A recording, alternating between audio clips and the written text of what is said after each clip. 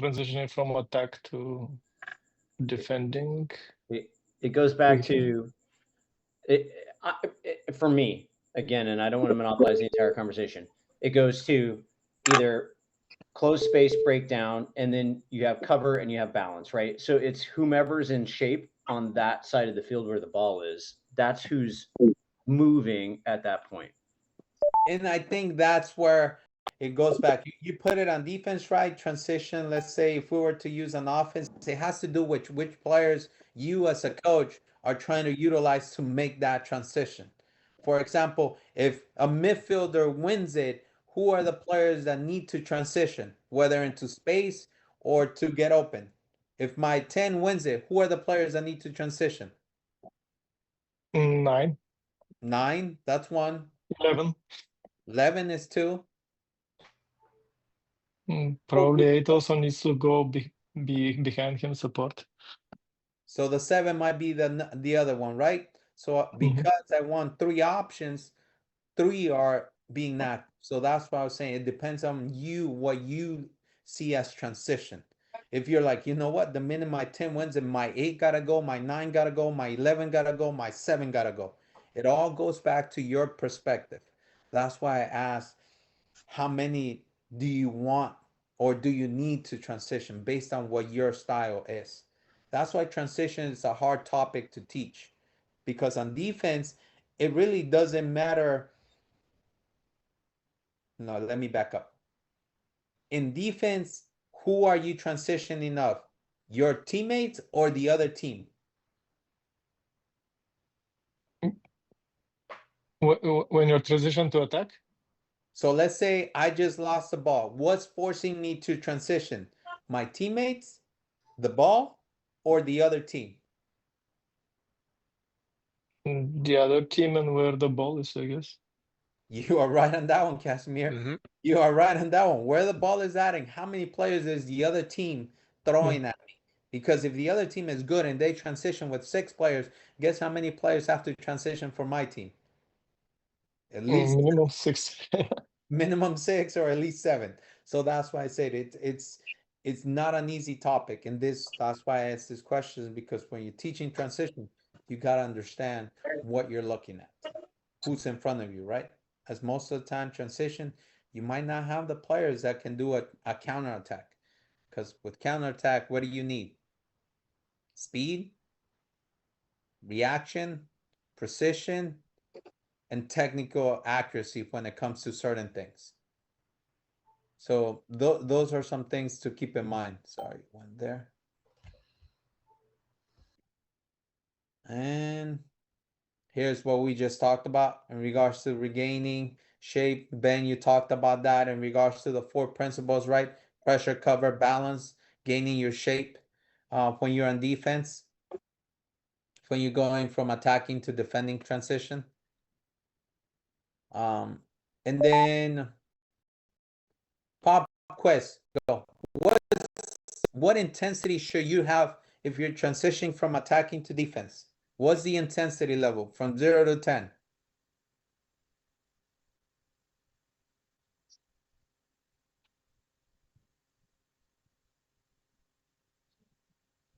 10 max. Say that again. 10 max. Okay, 10. Anyone else? I mean, depends where we lost the ball. That's what I was gonna say. It depends. We want 10, but it depends on where exactly of the Yeah. field they're at. Yeah, we cannot always do 10 because we're gonna kill our team. This is good. Now we can get into a good conversation. Yeah. Why where you lose the ball? Why does that matter? It depends on the danger. On the danger with what phase you're in. If you're on phase 1, phase 2, phase 3. It matters the most because it allows your team to create their shape, their defensive shape, and that's pretty much what I got. Okay, fair enough. But remember when I said about habits? Remember when I said about habits? If you say a player, okay, if the ball is there, it's on their defensive third, you don't have to pressure a lot. But let's say for that team, you want your team to pressure a lot. How do you change the mechanic, the mental mechanics on that play, on those players? If you've been telling them this whole time that if we lose the ball there, it's okay, just back up. How you No, so there is a triggers, right? So there's certain triggers that you identify, but that's I don't know if you teach those kids yet on those triggers. Yeah. That's what I was getting at. It goes Gotcha. back to you guys, right? As a coach, have I taught my players to do this at this moment in time? Yeah. And So are if they? we're tired or we're leading the score line 3-0, why do you need to do immediate pressure and kill her? Yeah, I it's mean, like it's like on their fight. Like right, that's kind of like where the stage where I'm at with that age group because I got U13. So that's kind of what I'm teaching the girls to understand when to rest, when to counter press. Obviously, keep a high press on their defensive side. But when I say rest, is they have to keep their shape, but identify when to close out that passing lane. So that's kind of what I teach them. Their triggers, their cues, exactly what Casimir said. Okay, all right. And these are more just, I'm not going into detail as you have this in your player developmental framework. You have all these definitions that comes about. I want to get into what I want to take more time. These are just the finishing. Noticing that once you get into this, it goes back to the 2v1, 1v1. Always keeping it the even and odd. Pop quiz. Why is it good to teach players how to play with even numbers and how to play with odd numbers?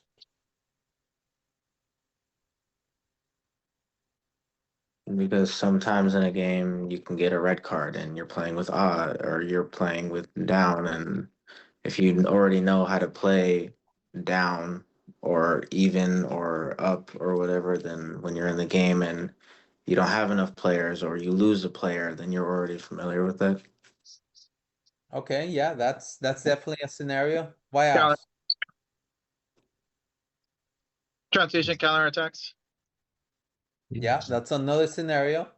Majority of the times when they're defending, it's like a 2v1, 3v1. So that's kind of the reason why it's always defending well, it depends on the age group. But I believe that it's because, constantly facing even numbers during a play that it doesn't matter where. It's always 2v1, 3v2, all that. And with that said, can all 11 players be active at the same time? 11 players? no, so triangles and like diamonds, shapes depends, I guess. Maybe if I'm going in the right direction, I'm not sure. No, and then that leads to all your definition, which means that at any given moment in time in a game, the max that you're gonna have may be active. It'll be a 5v5, 4v5, and so forth. The max. Any other time you'll have less of what Martin was saying. So that means that the game is not, it's a formation, it's 11v11, but at any given time, it's always certain amount of players that are active. Every other player is in the rest mode of moving with a purpose, but not being active with the ball. Does that make sense? I don't want to lose anybody of saying, oh, well, he said they're not active. No, they're still active. They're just not involved in the play directly. Does that make sense? All Yeah. right. It's good. Yep. And once again, this is more of the same. This is more of how do you create your training session in regards to the topic and so forth. Similar what you guys did for the defense and attacking, similar format, but now it gives you the transition moments of what you're looking for. Delay the counter attack, recover with speed, deny the finish, apply immediate pressure on the ball, all the things that you would do when you're developing a topic or a training session for a transition moment, which is either attacking to defending or defending to attacking. In this scenario, you have the attacking to defending, and here's how it goes. Notice it gives you phases, gives you the objectives, the main principle, sub-principle, and player actions. Any questions on this? What's a player action that you see here that you didn't see on defense? Mm,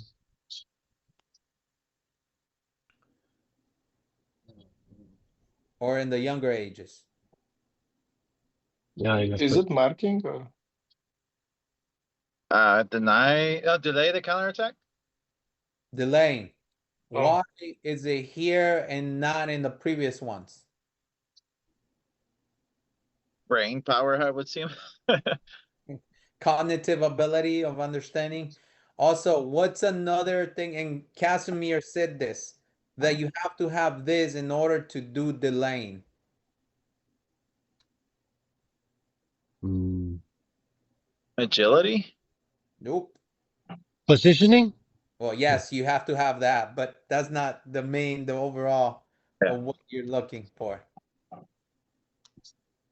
Um, And let me tell you, we have all said this to the players, to every player, every coach usually goes through this challenging moment with a player. You remember what you said, Casimir?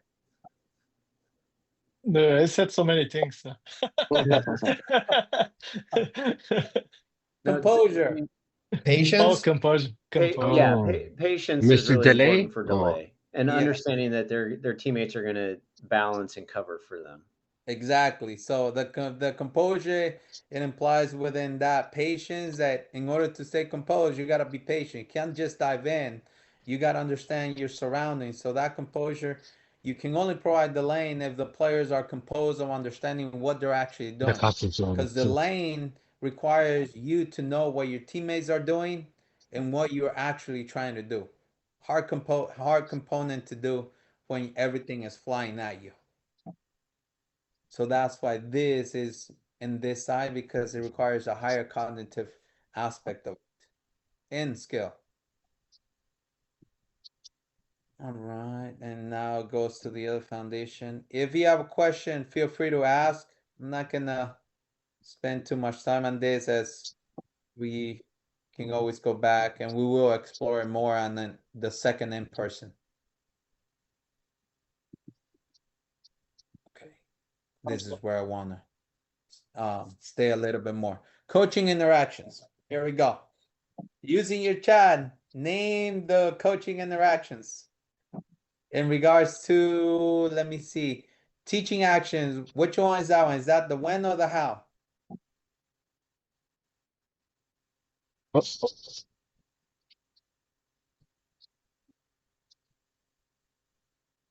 When?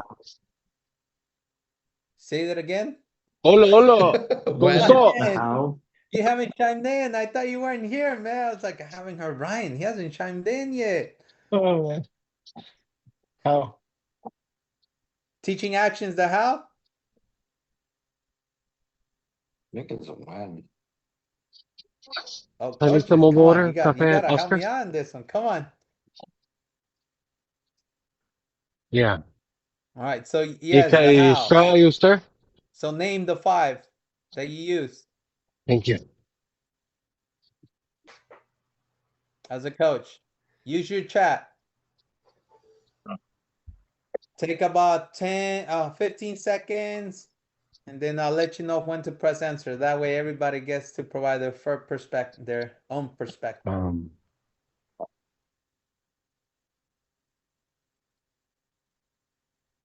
And feel ready to press enter. Oh.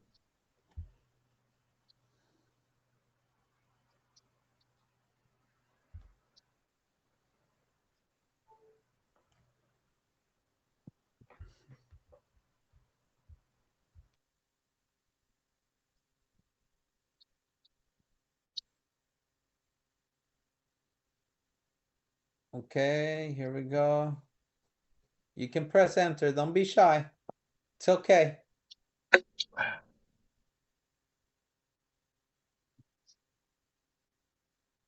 And question model.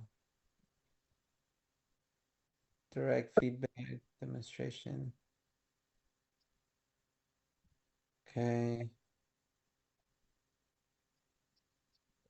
After a few mistakes.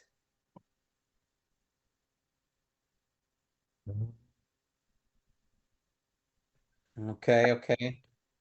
All right. So if you didn't share, I get to pick on you. That's okay. We'll do it that way. We'll do it that Oh. way. Nick is like, nope, I'm about to share.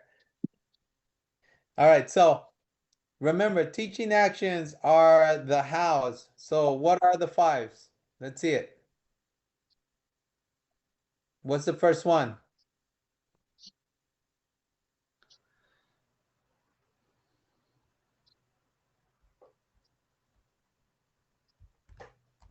Devin, let's see, share yours. I said questions and direct instruction, demonstration, modeling. What do you mean by questions?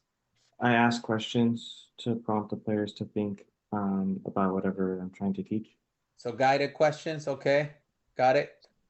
Direct instructions, okay. Demonstration model. What's the other one? What's the one that we're missing?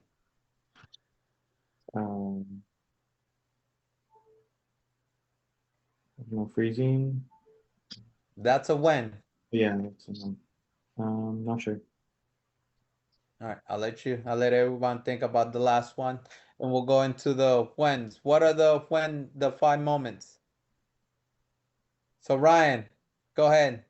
That's the freeze, natural stop, Yeah. just during active play, That's 3. and I forgot the other two. Who wants to help Oh, Ryan? stoppage, like, oh no, that's, yeah, like complete stoppage, right? Halftime. Say that again. Water break, Water break, halftime. halftime. No, when they're doing subs, that's one of the ones that you said that Subs. coaches Oh, miss. subs. Yeah, There is no halftime in your training. Yeah, like in an activity, right? They're just, water Yeah, breaks. Water breaks. Yeah. That's natural stoppage. There's one that you have to design in it. What is Introduction, Yeah, um, oh, reflection, Introduction is one. reflection. Is one. That's the 4th one. We're still missing the one that you have to embed within your training session. implements? Nope. No, Oh. during the activity, no. Flow. Objective? Rotation, repetitions, maybe? No, plan stoppage. Remember, plan stoppage. That's the Oh, one plan. you literally map it into your training session that at this minute, at this time, I will stop the play because that's where I want to do my coaching point. In the flow is during active play. So they're similar, different names, similar process. Now, why is it important for you guys to know this? Why, as coaches, as future licensed coaches, why is it important for you to know this? Helps you manage the activity time. Helps you manage activity time. Why else? Player safety, I guess. You know, making sure that, you know, they're getting enough breaks, adequate breaks. I mean, Okay. it's a reflection mean- for, it's a reflection to me, like what things I need to improve, my mistakes first, and then what I need to improve on. Now, let me give you this example. Oh. What happens if I say freeze, but the ball is not in play, and then I start going into a coach and so forth? What is the player gonna think? Oh, angry. What is the player thinking? Why are they freezing if there's no? Common answer, right?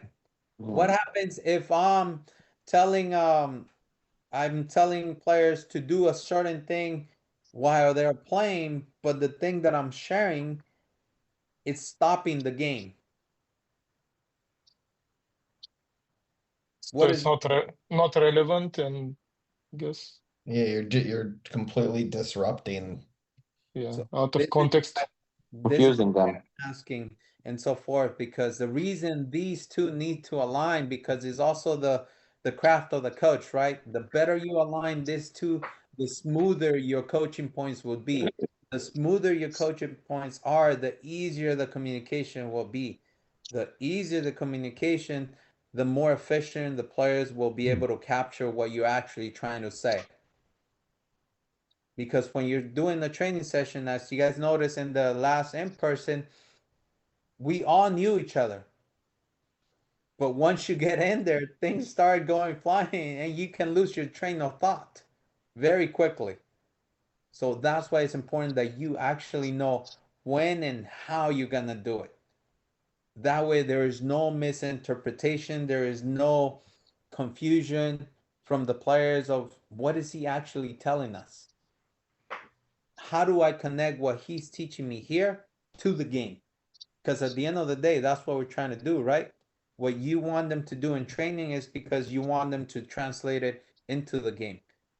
But if your connections are not connecting, the players most likely will end up confused. That's why it's very important for you as future license coaches to understand this too, because it'll help you in the long run. And as you move to your future licenses, these are some of the things that they will check you on. They will be like, okay, that one is not connecting with the other one, and so forth, because it's that language aspect that you also want to connect. It's the cognitive side that you want to be able to connect the dots for the players. Questions on that one?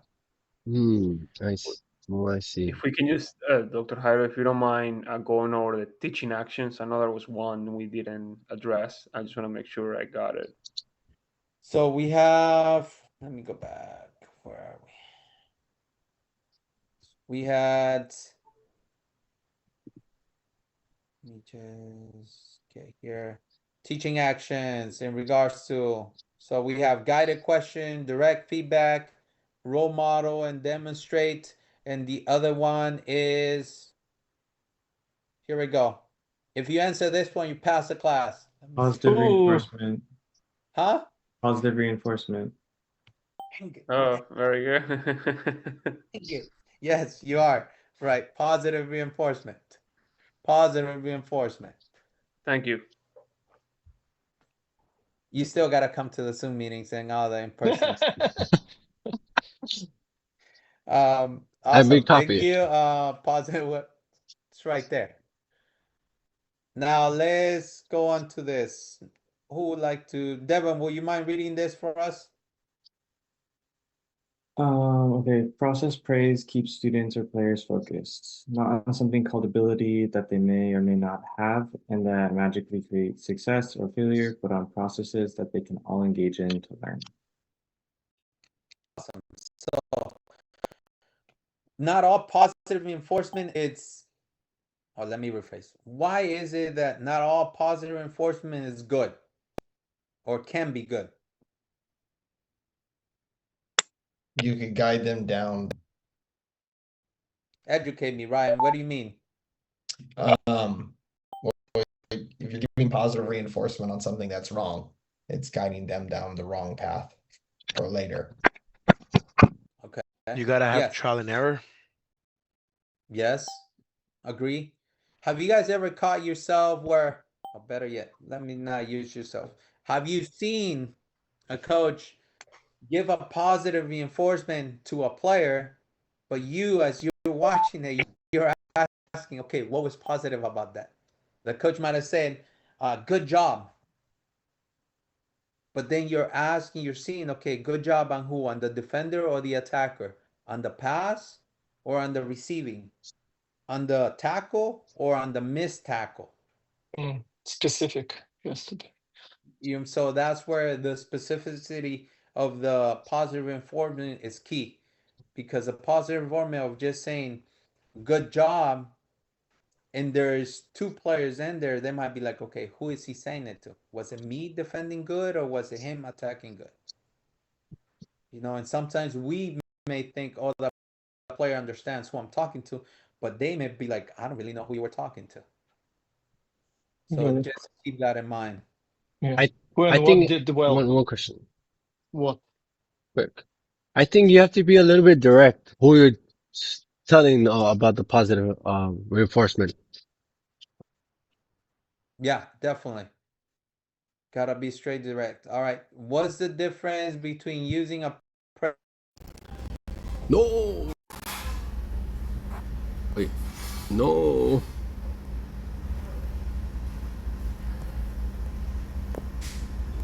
Wait. No. Oh no. Oh my god. No. Oh my god. I hate that it glitches. Oh my god, man.